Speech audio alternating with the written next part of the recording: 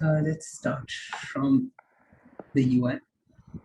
This is not in any terms the final version. I was just experimenting that how we can fit in everything in here. But the basic idea is that all of these components that you can see in here is dynamically rendered. That is, none of it is actually coded into the front end. Not STO mesh, not these input boxes, nothing. Nothing of it is actually in the front end. They get dynamically generated, and that's what this session would be mostly about. That is how we can work more towards it. How we can basically make the UI more interesting. As you can see, this is not the best thing. We have something called settings. We have traits. You can configure mesh and those kind of things. So the thing is that if these forms are getting generated dynamically, then how they are, how can we also kind of we can also tweak these things.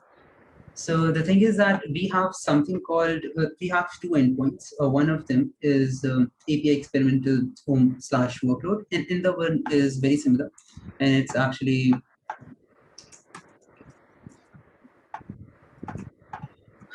this. That is, you just append it with traits, and you get these lists. What these lists are and how they are getting used in here, we'll see later. So we have these two endpoints. One is one lists down all of the workload definitions that we have, and another one lists down all of the trait definitions that we have. These are coming right from Meshery's registry. So now, if you would see the UI, here we have a directory called Meshery mesh interface. Could be a bad name, I'm not sure, but yeah. Here, what we are trying to do is Okay.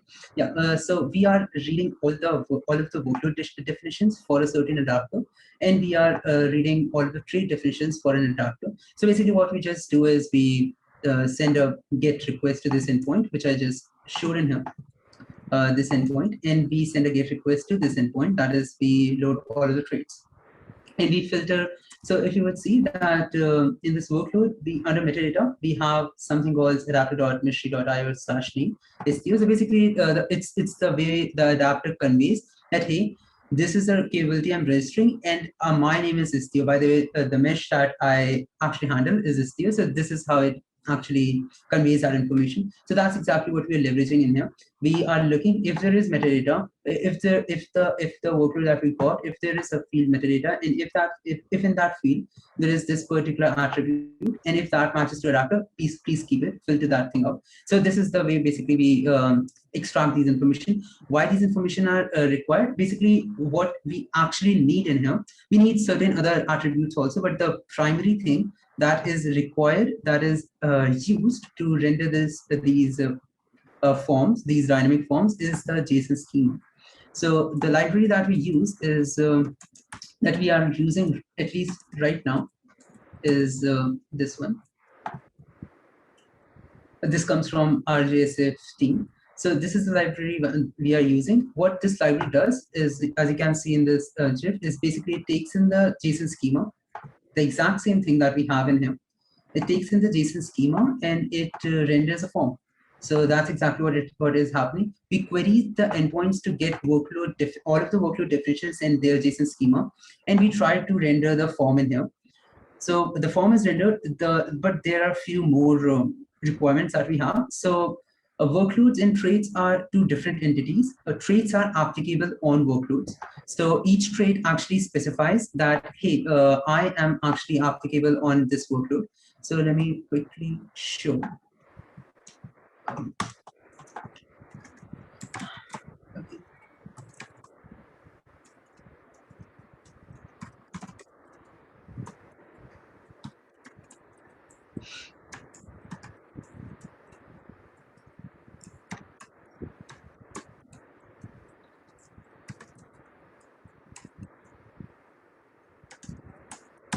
So what I'm showing in here is OM definition, OM trait definition. As you can see that kind is trait definition, it also says that, hey, I'm applicable to this workload. In this case, it's just one thing, and it's istio-mesh. So it's saying that, hey, I'm applicable to type istio-mesh workload. And what that istio-mesh, okay, let's see it here. So the thing that I showed there is probably present here also. So you can see that we have the same OM definition that we had there. We have the same thing. It says that, hey, I'm applicable to istio-mesh workload. And the istio-mesh workload is under the workload endpoint. You can see it somewhere here. This is the one.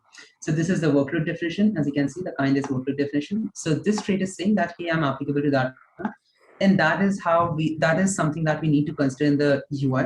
That is, so there is already a function that takes care of that. That is, it create the workload trait sets. So that's what we are doing. We get the workload, we get the traits, and we create the sets. That is, we basically pack the workloads and the relevant traits into one section.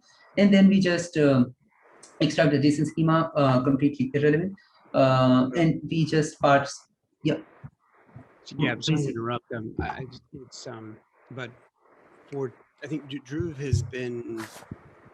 So I want to catch up. I want to catch up everybody else on the call to make sure that that they have just the right high level context, which Utkarsh, you gave is good.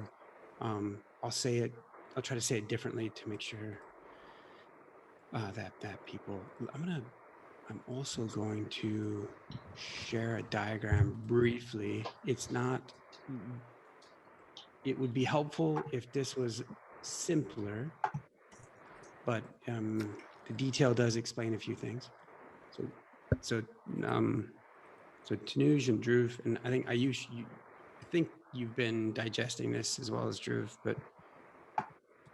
but when you go into Meshery's user interface today, which I don't know that I've got running, but if you imagine the management page where the user can select, it's amazing that we don't have a screenshot. The user can select an operation, like what they want to do to the service mesh, provision it, delete it, turn on MTLS, create a provision Grafana or Prometheus, or they want to manage the service mesh and configure it, deploy it, all that stuff. Let me see if we can find a screenshot. It'll be quicker.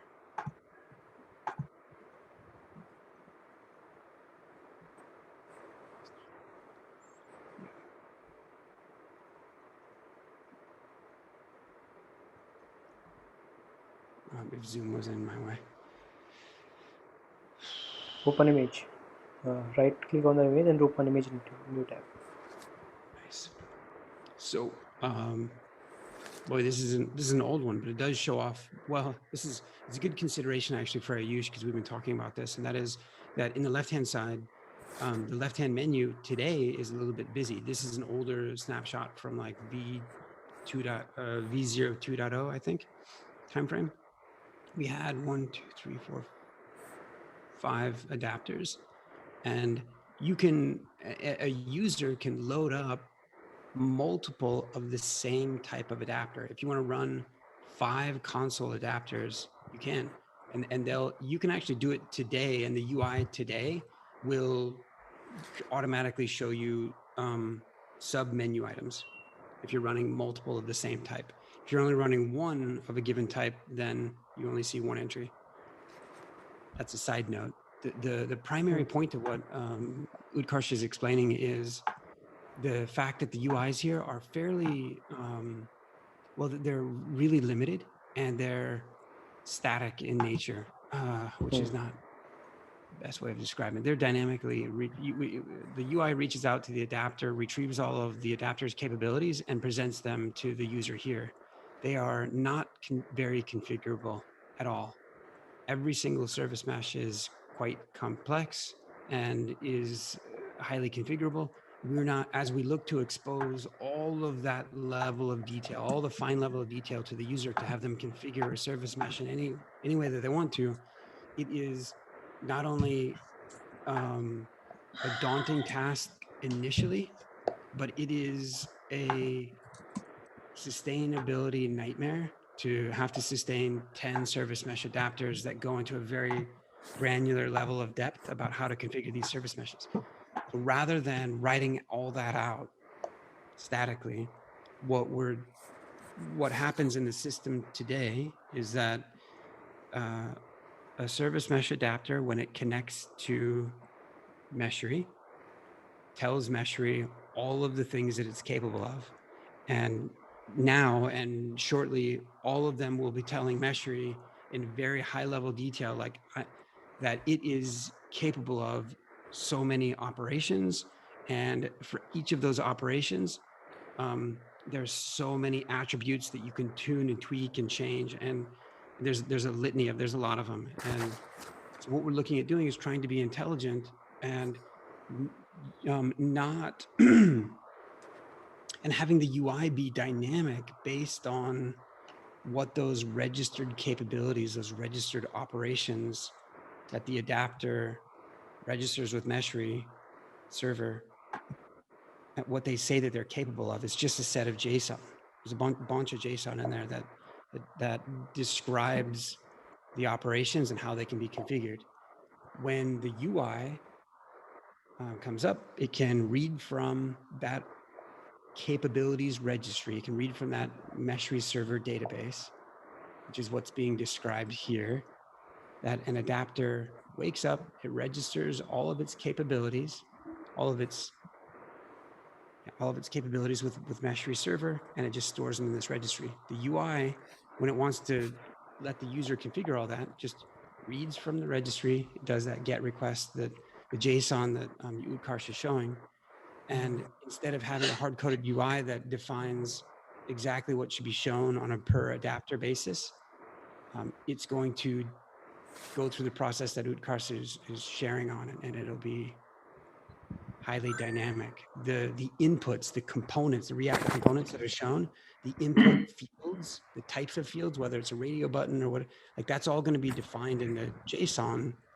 And this process that Utkarsh is going through is the process of interpreting the JSON, identifying the appropriate React component and input type that's reflective of the definition of the capability.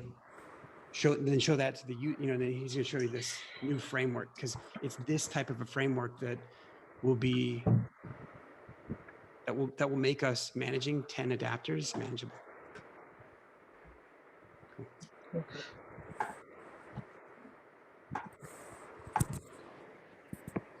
Yeah, so this is the UI that we have right now, and this is completely generated dynamically. So every form that is being shown here, instead of hard coding it, right, like we have right now, these were generated from JSON schemas that were presented by the adapters when they registered their capabilities, and they are very dynamic. I mean, everything that is specified in JSON schema that comes in here. So, for example, we go to traits, you can specify. So you can list that you want policy like mutual in the namespaces that you want to specify, and basically everything that comes in here comes from JSON schema. So adapter can even change entire form just by changing the JSON schema, and nothing has to change in the UI. And the internals of it is basically this: that is, we query the endpoints, we extract the JSON schema that we might be interested in, we create the sets. The creating set part is quite important because we have to make sure that we display the traits that are applicable to certain workloads only. So for example, MTLS and automatic sidecar injection, these traits are available only to the STO mesh workload and not to the virtual service workload. Virtual service for now does not have any traits. Probably we may not have any traits for virtual service because it's a core concept of STO, not something that we created. So yeah, the basic idea is that we get all of these things, and now we have components like pattern service form.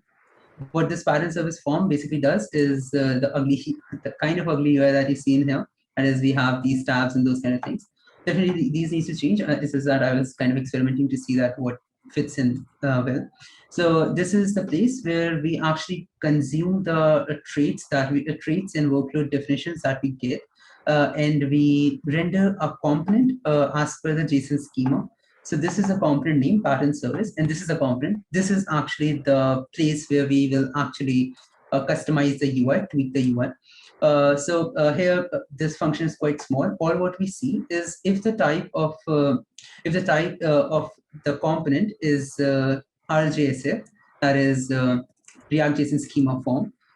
Couldn't come up with a better name. But yeah, if the type is RJSF, then what we do is we just take the form element, the form component that we got from RJSF, React JSON schema form, and we just render it using the JSON schema that we got. And these JSON schema is just these things. We just pass it along. And if the type is switch, the switch is actually I just created because there are certain workloads which are not very configurable, at least right now. So there is this add-on. There is this workload called, for example, Jaeger is the add-on. This one, Jaeger is the add-on. This is not configurable right now, so you would see its JSON schema. Its properties is empty. Right now, we do not accept any customization to it. Probably we will. In that case, it won't be a switch. So right now, the idea is that, hey, if JSON schema is empty, then instead of rendering an empty form, just render a switch so that we can understand that, hey, it's on operation or off operation, because that's all what we have right now. So this is it right now. That is, if the component type is switch, all what we do is we render a switch and appropriate title. And if the type is RJSF, we just pass a JSON schema to the form so that it can take care of rendering all of this thing. So had it been virtual service in the entire form, that was rendered via this particular component. The other tweaks that we do in the UI, that is how these things get arranged and those kind of things, they are actually coming from pattern service form, basically this particular component. I hope that thing made sense. Yep. Okay. To a certain level. So if you have any questions, please do ask, because we have some time. So basically, what is going on here is presently what this card is this screen is doing, presenting all the JSON that we have got from the adapter. Yeah. Actually, these, yeah, you are right.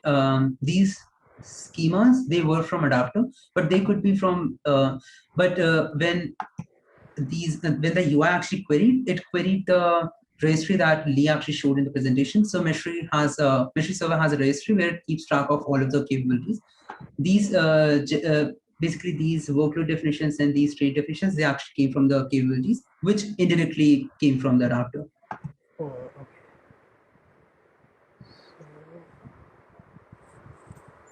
So, okay, good. Okay. Any other questions that someone has? How does each adapter generate its own schema? Yeah, actually, these are generated. They are not quite generated. They are quite written. We write them. So if you would see,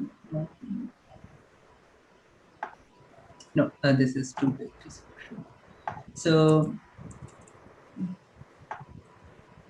if you would see, this is the workload definition list. So this is OM definition, and then this is OM ref schema. The other is actually the metadata, like, hey, where the adapter is. If Meshery server wants to reach out to this particular thing, where to reach out to. And this is the metadata that's not specific to the patterns operation. It's just specific to the UI. So so this is the workload definition, and the JSON schema is this. These things are written manually for most of the operation. For virtual service, this is quite huge, as you can see. No, I didn't write this manually. I generated it using the OpenAPI spec that Istio has. Basically, what I did was using IstioCTL, I automated getting the manifest and then generated it to JSON schema on the fly. So this thing was generated on the fly. By on the fly, basically mean that I generated automatically and pasted it. I pasted it in here, and yeah. So it's kind of like offloading the responsibility of. So instead of doing all of the stuff manually in the UI, what we do is we kind of just write JSON, which indirectly gets converted into the UI. Maybe may look like that we are offloading responsibility to the So, adapters, but it's more like so like if I minimizing want those. to add a add-on, let's say I want to add a Kiali add-on for HTML, suppose. Yeah. So I would have to also add JSON in adapter itself. Yeah, so in the case of Kiali add-on, two JSON would be added in here. One would be Kiali underscore definition JSON, and there would be its JSON schema. That would be mostly it, except that we also have to make sure that that gets registered. So that would be all that would be needed. As soon as you do it in the adapter, as soon as you add the functionality in the adapter, it's available in the UI also. It would be available under here. Oh, okay, great.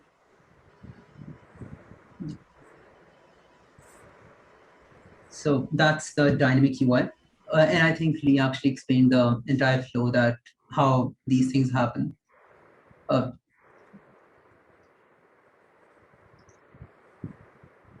Does anyone have any other question? Are we planning to have certain features depending on the users who are logging? And if we are in that case, adapters are open source, aren't they? No, that's not. So as far as I have, not this one. As far as I have worked in here, they do not, at least for now, there is no consideration for letting something display only under certain circumstances. So, yeah. I think closed source adapters might be better. So we have the list for the hosted apps also. Because I can't see something like Uh, what exactly do you mean by hosted apps? I mean, deployed. I mean deployed. no. So you can see what service mesh is currently running a system, but we do not actually track what. At least right now, we do not track in this UI that what all the workloads are in the mesh, but we do. We will probably have that in mesh map where it will be able to capture that all of these things actually make up an application. These are the applications that are present in the mesh, probably in the visualizer. Okay.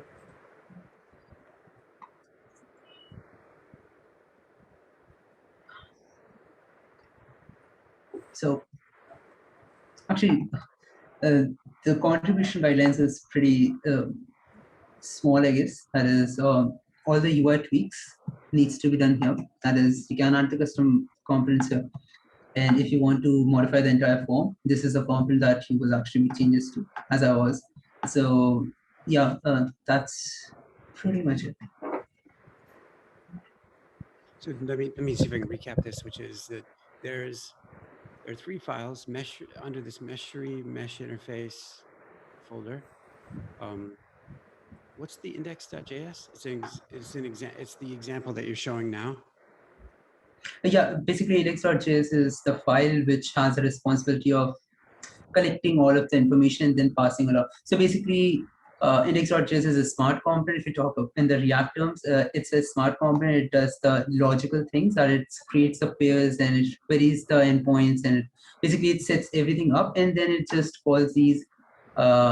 This is not my term. It's a React term. It's called the DOM components, which do not have any responsibility other than rendering the UI. So index.js basically did the querying part, creating the sets part, and then it just called the parent service form. It took the parent service form, and parent service form basically rendered this particular UI, and the internals of it get rendered by parent service. It also doesn't care that where all of the things came from. All it cares about is that it was given some JSON schema and it has to render it, and it just does that. Basically, renders the internals of the form. Basically, these parts. Nice. So as we look to, did you say dumb component, by the way? Yeah, that's actually what we use. Yeah. Sure, yeah. All right. So then as we look to propagate the use of RJSF, propagate the use of the capabilities registry, essentially. The other way of referring to like what we're trying to do here is to embed the use of the capabilities registry. So we're transitioning from today's model, which is when you pull up the and the management UI is the first focus. We're going to see the this method find its way into, well, we will see it find its way into other UIs, but suffice to say for now, like management UI is the core focus of where this will manifest itself. And so as contributors enhance each individual Meshery adapter with the ability to register their capabilities in this way, then over time, each individual, like, actually, I guess I should ask this, Utkarsh, is the concept here is that today there's a singular management page, and to Ayush's suggestions and sort of questions that maybe we need multiple routes, like maybe the route that's there today can be changed. And actually, I think you're showing that management/Istio, so that's great. And that doesn't mean that we don't want like if you just were to visit /management, well, that would take you to the old page. But the old page is, we do want a /management, like we do want an overarching management page that ends up showing a bunch of other, it's a different design than it is now. Anyway, my point to my question was,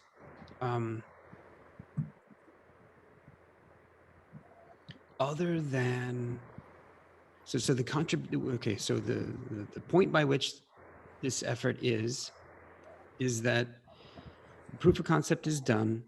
We've got the beginnings of what would be a new management page, the beginnings of how we can now break down into different routes, each individual service mesh type, that each of the pages are conceptually just the same. Like that, are we looking at publishing the same? Are we going to have actual individual? We would have small stubs for individual pages, but the vast majority of the. Actually, right now it's completely random. So we have something called square brackets in hish.js. So basically, the route that you see here, /management/Istio. So now the mesh name is Istio. I just grab that thing, basically the end portion of it, whatever it is, and I just feed that. So there is only one page, and that one page gets changed based on the route. If it's Istio, I'll grab the Istio thing, I'll pass it on to this index.js file, and that will be treated as adapter name, this adapter name. And based on that, we will actually query the registry and filter out the right things. So the forms will change based on the route, and there is in code terms there is only one page, and that's this page. Cool. So of what needs to be done is, I mean, there's some CSS stuff, sure, but the more meaty work is to work through some of the rest of the input types, like the trait properties, to make sure that if, and we should go through and itemize what we think that those are. Like, hey, some of these are switches that you've demonstrated. Some of these are input, drop-down lists. Some of these are text fields. Some of these are, but yeah. So let's see if we can. While I think that the other recording that you have that we just did will be referenced time and time again, I don't know that this one, my hope is that this one won't be, is that this is kind of the point of this, which is like, it's by and large a one-time effort that sets the UI on such a path that's so dynamic that for the management section, it's like it's self-sustaining. It's like, well, I'm presenting what I'm given, and I'm presenting it in the way, in a curated way. But so right now for add-ons, you have logic in here that identifies that if you're a trait of a certain type, then I'm going to categorize you and group you into a grid, of cards over here. And then because you are of type add-on right now, and there are no property. Is it really the fact that there are no properties for the type add-on that you're deciding to show a switch? So the logic is that the add-ons category has nothing to do with the switch. It's just that while rendering, it figured out that this particular component does not have anything in the JSON schema. Had I given this to RJSF, it would have just rendered empty form with a submit button. So it just looked into that there was nothing. So just render a switch. Had this add-on have something in the properties that had this been configurable, then in that case, it would have rendered a proper form in here instead of. So basically, add-ons has nothing to do with the switch. It's just that JSON schema is empty, so it rendered a switch. So how can these gentlemen? That makes total sense. And yeah, I get what you. How can you hand off the baton? Not entirely, but how can you split up the baton and hand it off some? What should these guys be? How can they help? So first thing is that I've been trying to figure out that how to appropriately show settings and traits for a particular. So let me show a pattern file so that it makes more sense what I'm trying to say. So if you would see, this is a workload. This is a service of type Istio-mesh. Here is something called settings, and there is something called traits. Settings, I am setting version 1.8.2. You can see the same thing being reflected here. There is also in a section called traits, and there are 3 traits that are being applied. This won't appear here because this is a restricted trait. There are 2 categories of trait. We can probably come back to later. But these are 2 traits, MTLS and automatic sidecar injection. You can see this here.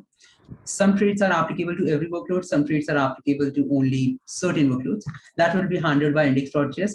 I don't think that this thing would have to be tweaked, at least for now. The thing is that every workload has some traits as well as settings, and we need to show that in a way that it does look like that. Hey, so right now, if you would see, it's not very very good. As we are showing Istio-mesh under settings of what no one knows, and then we switch to traits, and it comes to automatic sidecar injection and MTLS, and we from parent file we know that hey, it's traits are actually part of the workload, but from here it's not quite clear. I mean, settings is completely different, traits is completely different, and Istio-mesh is being shown here. Probably Istio-mesh should be moved up and name should be changed. So the UI should be able to express that thing. I don't think that anyone wouldn't. If anyone hasn't seen a pattern file, I don't think they would be able to figure out for now from this UI that all of these things are actually a part of same workload, because it just does not convey that. So that's one thing that I cannot think of how to present it better. Probably Ayush or Tanuj or Dhruv would be able to talk more on that. The second thing is that RJSF as a library needs a lot of tweaking. Not a lot of, but definitely a bit. Some things are not very, not exactly fitting into the UI that we have. So some of the text components that we have in here, they can leverage the smarter components that so. For namespaces, you would have seen namespace. Yeah, this is a namespace field. This is a input box. That's fine. But we have smarter namespace components. I'm not sure if it would be like leveraging that. I'm not sure how restrictive they will make the dynamic UI. But that's something to be considered, I guess, which I haven't yet. That is, we can use those smarter components which actually detect that hey, all of these namespaces are available, and they will present it to you in the drop basically in him. So right now it listed down default namespace because it figured out that hey, I have a namespace called default. So it presented it here. Probably that can be also shown here. So these are a few things which may need some working on, which I haven't yet worked. There is one thing that is converting all of the inputs into a pattern file. That's something probably I'd be doing. So yeah, these are three kind of tasks. One of it is something I'd be doing, I'd be winding up. Some other is that I'm not very good at, which other of you in the meeting are, in the session are. So that's something that others can probably move on.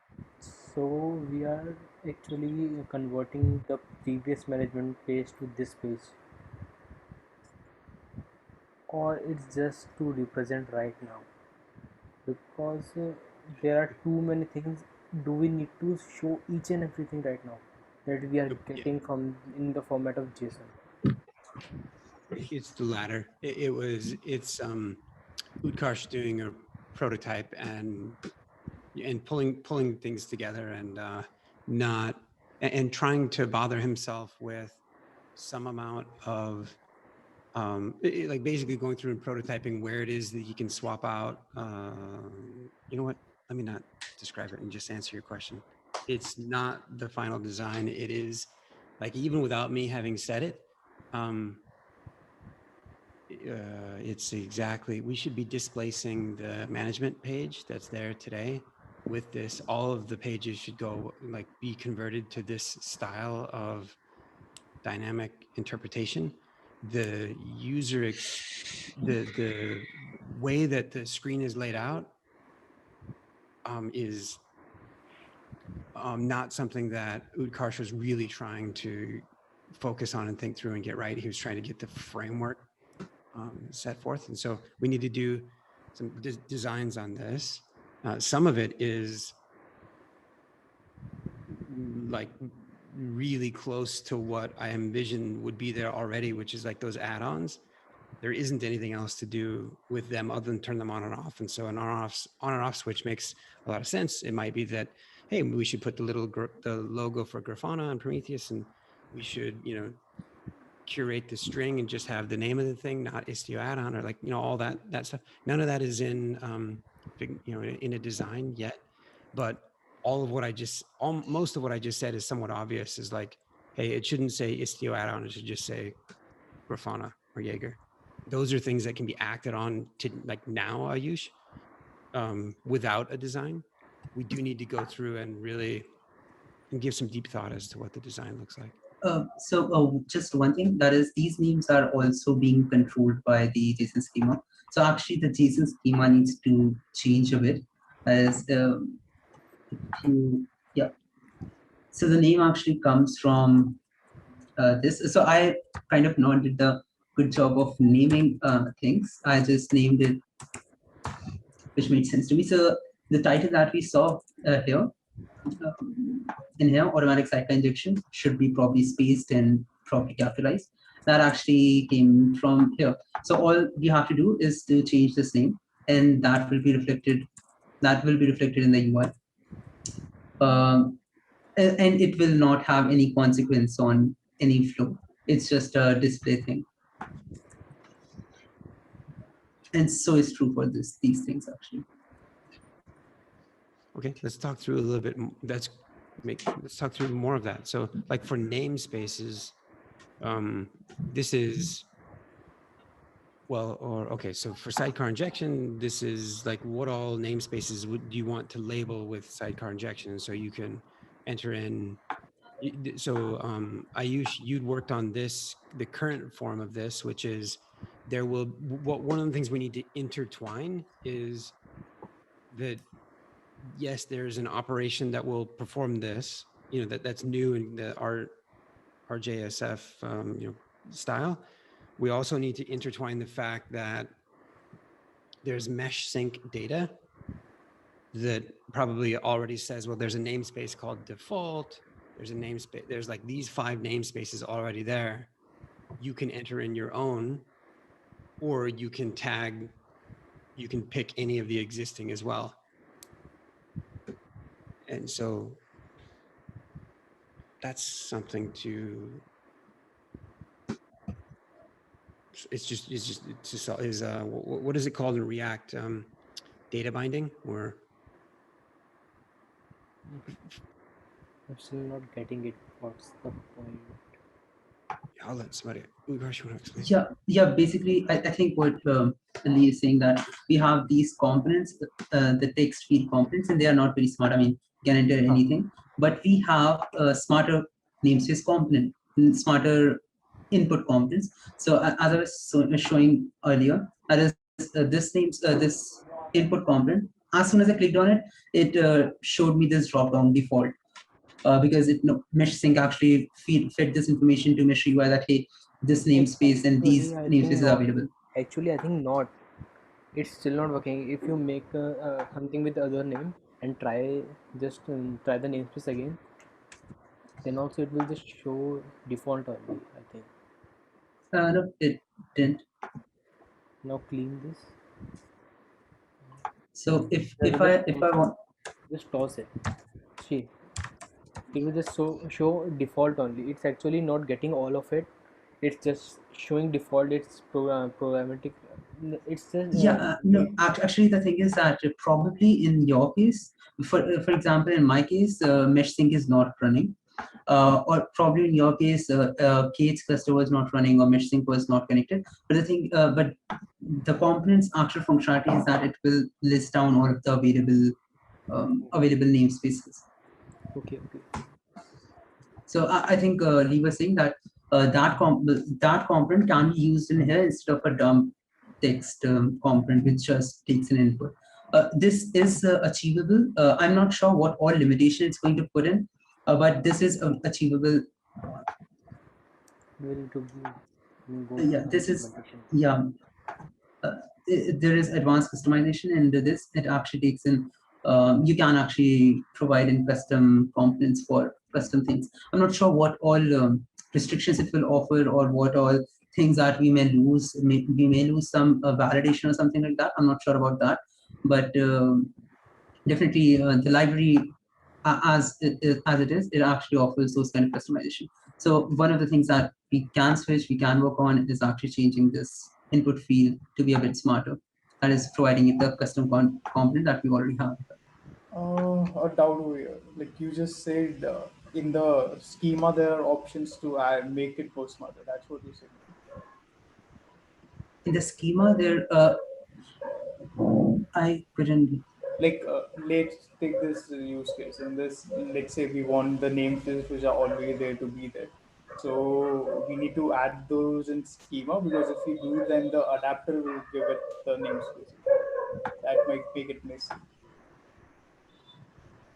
No, so actually I'm not sure if I exactly get the question, but if it is like so adapter only registers its capabilities when it boots up. It won't be able to fill in these information later on. It actually can. It can fill these information and register all of these things again, but I'm not sure if we be doing that. Did that make sense? Yeah, because yeah, that's what we would have to do anyways. From adapter we won't be able to make those things. But then I'm thinking like, how is it abstract then? I'm a bit confused in that sense. Like there's a thin line, right? The more you customize it, the less abstract it will be.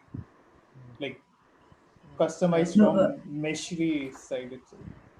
no. So what we can do is when we detect a field called namespaces, but yeah, definitely, it's kind of setting in stone that, hey, the field has to be called namespaces in JSON schema, and if it is called namespaces, then we can actually render this field. But as soon as someone violates that, although the pattern file would work just fine, the entire flow would work just fine, we won't have that smarter component here. Is that what you're suggesting? That is. Yeah, that's what we have to do anyways. I was just, yeah, like true. I was just thinking that all different kind more like that won't be the only smarter component we would have, right? Okay, yeah. So like the more smarter components you will have, the less abstract it will be. That's what I was thinking about. Yeah, I'm just the more giving it a custom, thought, the don't less. know whether it will be or not. Yeah, yeah. So the more custom the things are, the more specific they are to the.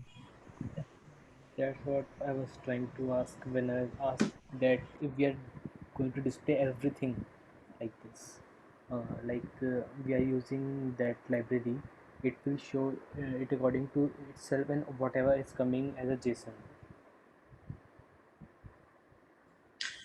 So that library actually library takes in chunks of JSON schema. So for example, this particular thing is the entire form.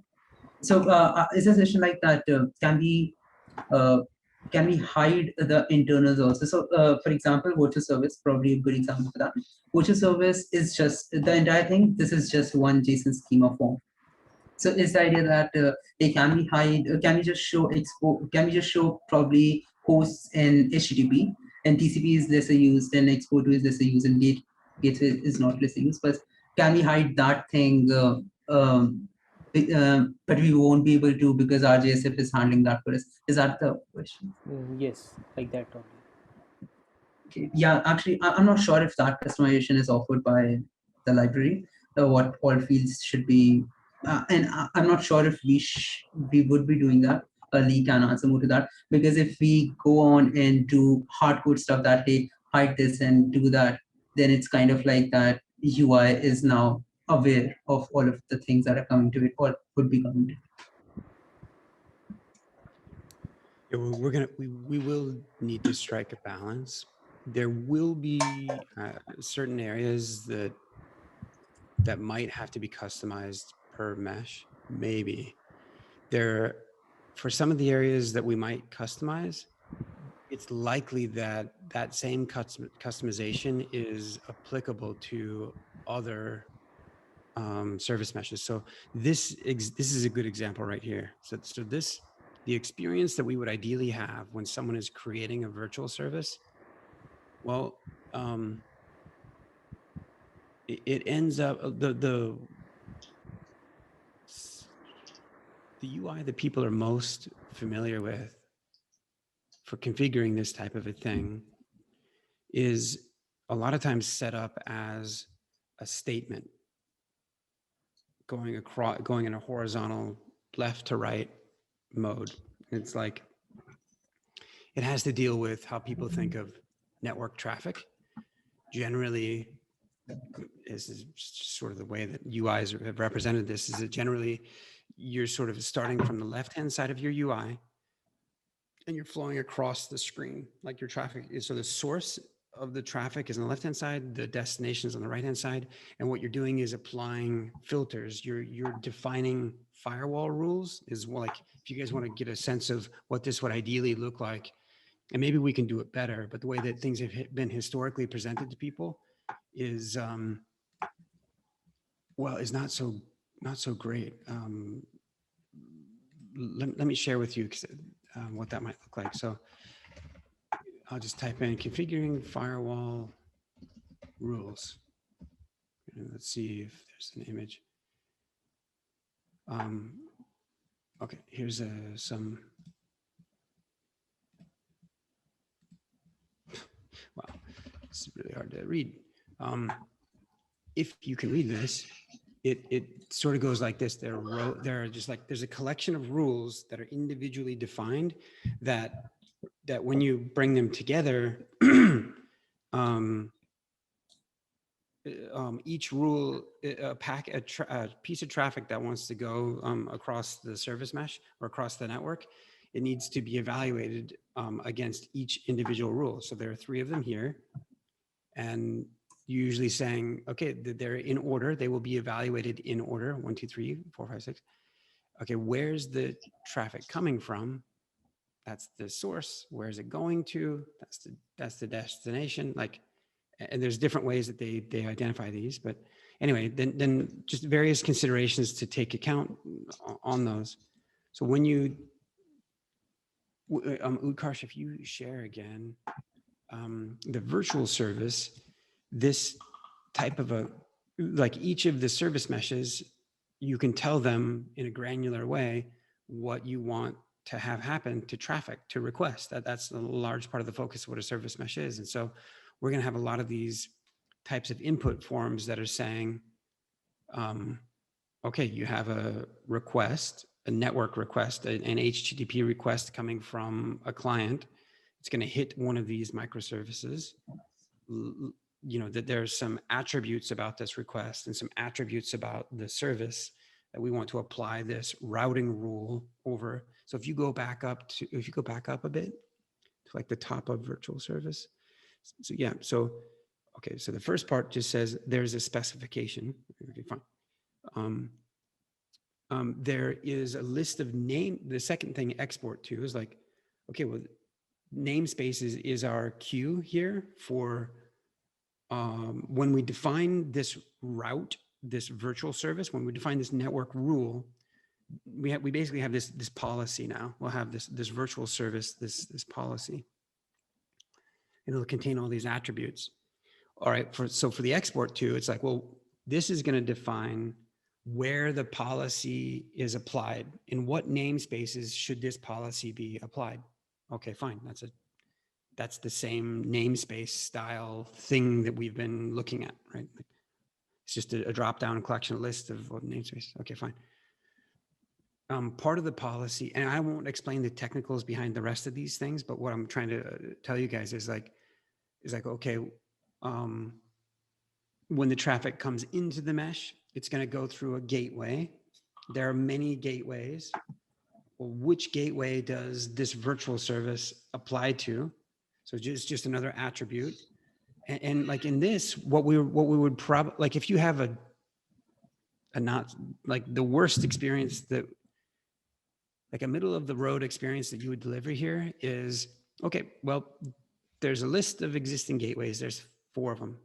All right, so then just provide a drop-down list that people choose to associate this new rule, this new policy. They're going to associate it to, maybe it's a multi-select, maybe it's just a single thing. And that needs to be defined as part of the definition of the pattern. Like, does it accept just one thing? Is it required?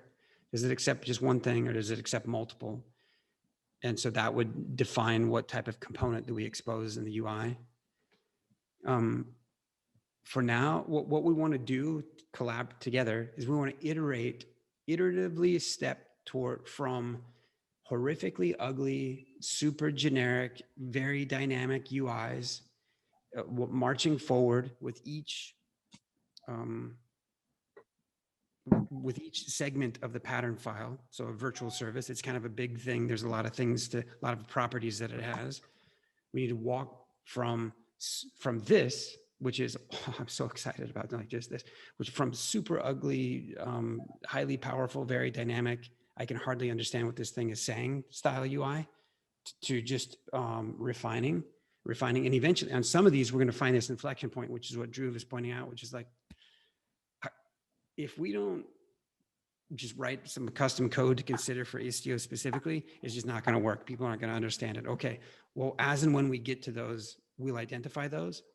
But this virtual service is a great example of like, well, it's kind of complex. There's a lot of inputs to capture here, but and so we want to have a curated experience, something that's, you know, people can understand as they navigate this.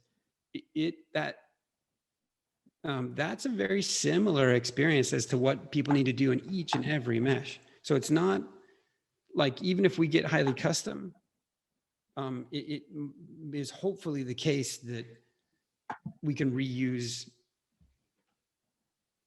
that across different service meshes.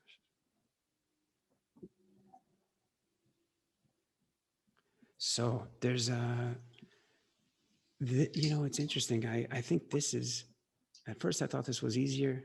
Now this might be harder than the other session. I don't know. What we want to do is end the call shortly. Before we do, we want to identify small things that people can work toward. So let me start by asking, so I know Tanuj is here because he's keeping pace and providing input and being a maintainer that he is and being a meshmate that he is, but he's not here to take on new work because he's all full elsewhere. He's going to come back though, and so that's why he's here to absorb this as we go and provide opinion and etc. And then, but for the rest of us,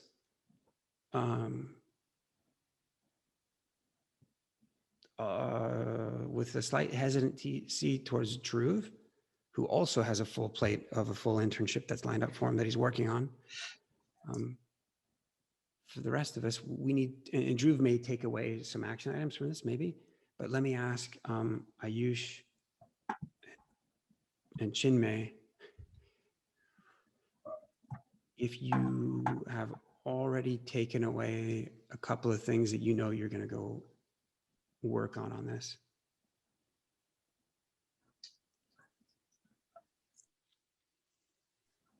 So Chinmay, I say that with hesitancy toward you because you're already busy in some other places in the community, because this hasn't been a focus for you as of late. And so no pressure, Chinmay, but Ayush, feel the pressure.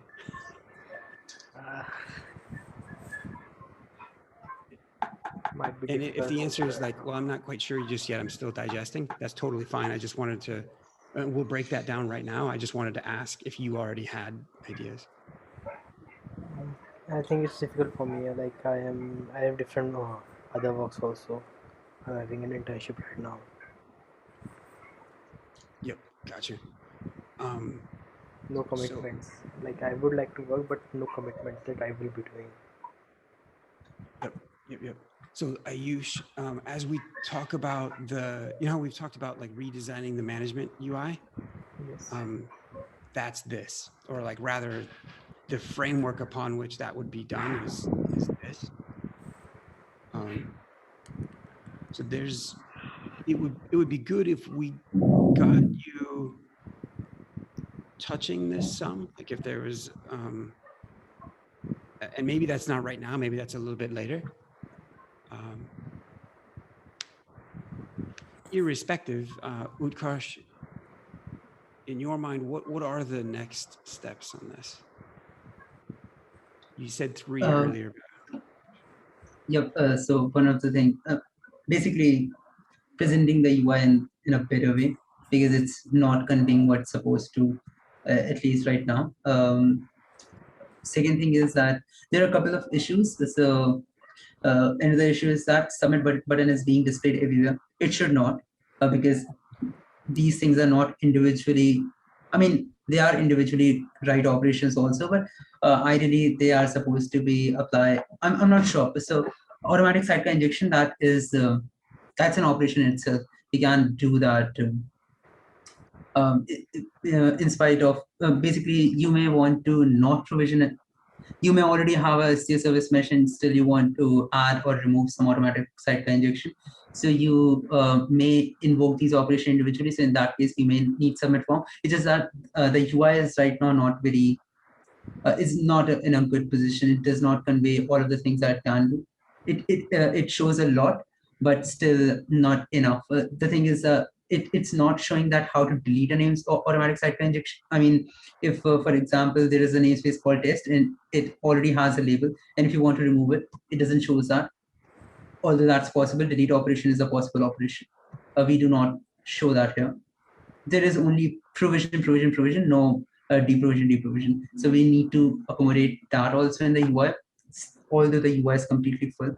The third thing is the one that I'd be doing, that is taking all of these inputs and creating a valid pattern file so that it can be applied on submission. Cool.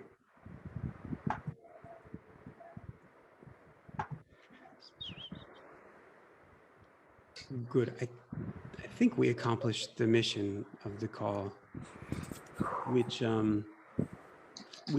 this might be at a point by which, and based on other people's schedules, that Utkarsh, you might be carrying most of it forward for the moment until a couple of items are a couple of, until we've taken a couple more steps and until some people have lighter workloads, there's one item in there that it's the data binding part of mesh sync data. Is that remedial, or do you think that that's going to be involved? Actually, I will have to see that how, although I did some of the implementation, I do not exactly remember how they were exactly communicating. So I will actually have to look at how those things were coming in sync. I did that in Istio. I do not remember how the internals of it. I remember the subscription was there, but how these were interacting, that's something to look into. Got you. Okay. And so one individual, Gautam, we'll have to make sure he gets this recording so he can. Actually, he comes to mind as one of those individuals that's been focused on those subscriptions as well. Well, nice. Well, anybody have any other questions? I think it's been a successful session, successful in that there was a lot to introduce, even though no one may be taking on any specific actions at the moment. Each of you, Ayush in particular, you'll be really well positioned to take on a couple of these items in the future. I'll be doing things, but little by little. Mm-hmm. Mm-hmm. Still not too much. I've not gone through like this. Yep, that makes sense. If you, I don't know if it makes it harder to see to see all the service mesh specific words in here, or if it makes it easier. Like it's easier because there's an example of what's going on, or if it's harder because it's a bunch of gobbledygook anyway. Like, so, but yeah, good. Utkarsh, it's been good. This is really helpful. I mean, like this changes the game. So RJSF, huh? Have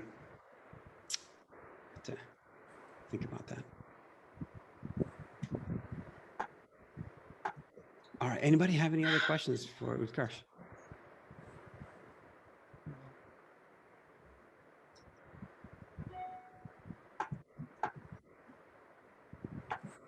Nice. It's a lot. Yeah, good. Anyway, we'll get the recording posted. Utkarsh, I like one area that like is slightly gives me some makes my spider senses, makes the back of my neck tingle. Is well, how it's good and bad, and I don't know if I should. I don't want to cast it in it with a negative connotation, but I wonder if the direct linkage between the pattern file YAML in terms of the title, while it's quite convenient and powerful, you could see without a lot of intermediary markup that it's possible those traits could get verbose.